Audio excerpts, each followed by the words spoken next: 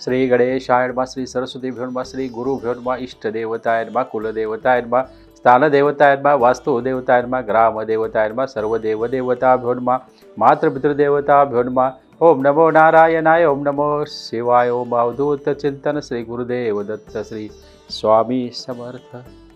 आज दिवस तुम्हाला सुखा समाधानाचा, आनंदाचा, भरभराटीचा, मनोकामना इच्छा पूर्ण करणारा, आरोग्यदायी, प्रसन्न आणि अभ्यास पूर्ण जाऊ दे। कोल्हापूरची आई अंबा माता, करवीर निवासिनी आई महालक्ष्मी, ओम नमो नारायणी आपल्या सर्व चांगल्या इच्छा पूर्ण करू दे। आज सोमवार 4 मार्च 2024 दिनविशेष, शुभाशुभ मुहूर्त आणि राशी भविष्य आपल्याला आज पाहायचं आहे। आज महाकृष्ण अष्टमी आहे, आज ज्येष्ठा नक्षत्र आहे आणि आजचा दिवस दुपारी 4:20 नंतर शुभ दिवस आहे। आज जानकी जयंती आहे। आजचे शुभाशुभ मुहूर्त सांगतो। सकाळी 6:55 ते 8:24 अमृत वेळ आहे। सिद्धी वेळ आहे दुपारी 9:53 ते 11:22 आणि लाभदायी वेळ आहे दुपारी 3:47 ते 5:16। अमृत वेळ आहे सायंकाळी 5:16 ते 6:49। राहू काळ आहे सकाळी 7:30 ते 9। या राहू काळामध्ये महत्त्वाची कामे करू नका।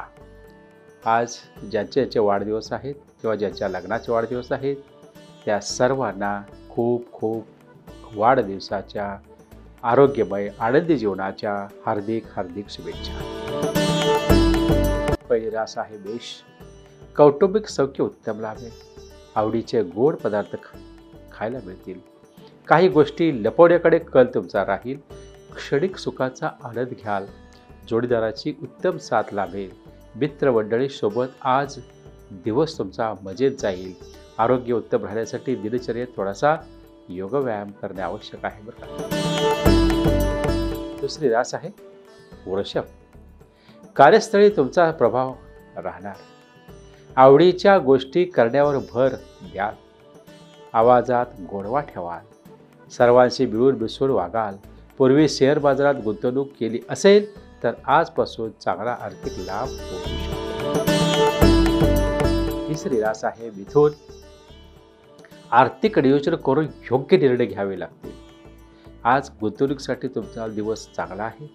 आज शेअर बाजार किंवा विचारपूर्वक गुंतवणूक केली तर भविष्यात लाभ होण्याची शक्यता आहे। फार विचार करत राहू नका। ध्यानधारणा करा। इतरांसोबत आपली कला सादर करता येईल। लिखाणाला चांगली प्रसिद्धी मिळेल। वागण्यात थोरलीपणा दाखवा। चौथी रास आहे कर्क। मुलांच्या अभ्यासाकडे, कारवायाकडे लक्ष द्या।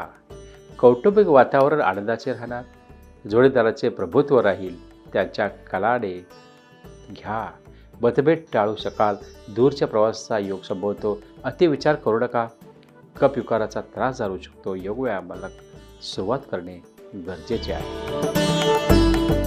पाचवी सिंह रास आहे। कौटुंबिक गोष्टीचे भान ठेवा। तुमचे संपर्क क्षेत्र वाढणार। नवीन मित्र जोडले जातील। व्यावहारिक कुशलतेने तुम्ही वागाल। आज गुंतवणुकीसाठी उत्तम दिवस आहे। शेअर बाजारात विचारपूर्वक गुंतवणूक केली तर भविष्यात त्याचा लाभ होऊ शकतो। जोडीदाराशी मन मोकळे गप्पा मारा। सहावी कन्या रास आहे। इतरांचा विश्वास संपादन करावा। वादाला बळी पडू नका। कामाचा जोम वाढेल। गुरुमार्गाने वाटचाल सुरू केली तर अधिकार प्राप्त होऊ शकतात। हातातील अधिकाराचा योग्य वेळी वापर करावा। धार्मिक स्थळांना भेट द्याल। आध्यात्मिक बैठक उत्तम राहील। सातवी तुळ रास।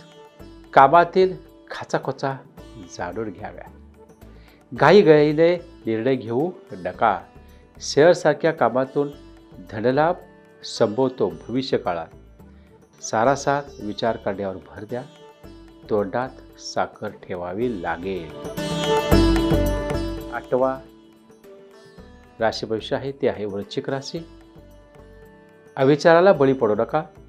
उतावळेपणाने निर्णय घेतले जातील। कामाच्या ठिकाणी काहीशी प्रतिकूलता जाणवेल। जोडीदाराच्या आरोग्याची काळजी घ्यावी लागेल। दृढ निश्चय तुम्हाला त्यासाठी करावा लागेल। नवी धनुरास आहे. कौटुंबिक चिंता सतावेल. वरिष्ठांच्या मर्जीचे पालन करावे लागेल. सामाजिक जाणीव ठेवून वागावे लागेल. समाधान शोधाल. फसवणुकीपासून सावध. 10वी मकर. मनातील अनामिक भीती काढून टाकावी. काही कामे खेळून राहू शकतात. आज गुंतवणुकीसाठी उत्तम दिवस आहे. विचारपूर्वक गुंतवणूक केली तर भविष्यात लाभ होऊ शकतो. आर्थिक व्यवहारात सतर्कता बाळगावी लागेल. मुलांकडून आनंद वार्ता मिळतील. पैजे जिंकाल. 11वी कुंभ. घरातील वातावरण आनंददायी असेल. गोड बोलल्याने सर्वांचे मन जिंकाल. कामातील बदल ध्यानात घ्या. आर्थिक बाजू भक्कम करण्याचा प्रयत्न करा. मनमोकळ्या गप्पा मारता येतील. 12वी शेवटची रास मीन. उत्तम वैवाहिक सौख्य लाभेल. वरिष्ठांना नाराज करू नका. प्रवासात क्षुल्लक अडचणी येऊ शकतात. कामाची योग्य पोचपावती मिळेल. मनातील इच्छा पूर्ण होईल.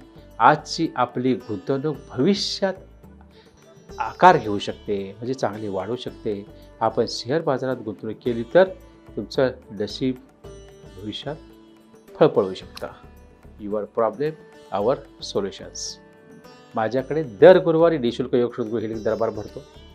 त्या ठिकाणी तुमची जन्मकुंडली, जन्मकुंडली नसेल जन्मतारीख किंवा हस्तरेषा किंवा सूर्योदय पाहून तुमच्या सर्व समस्यांचं निराकरण केलं जातं. त्या दरबारात या आणि समस्यामुक्त आनंदी जीवनाचा मार्ग घ्या. धन्यवाद.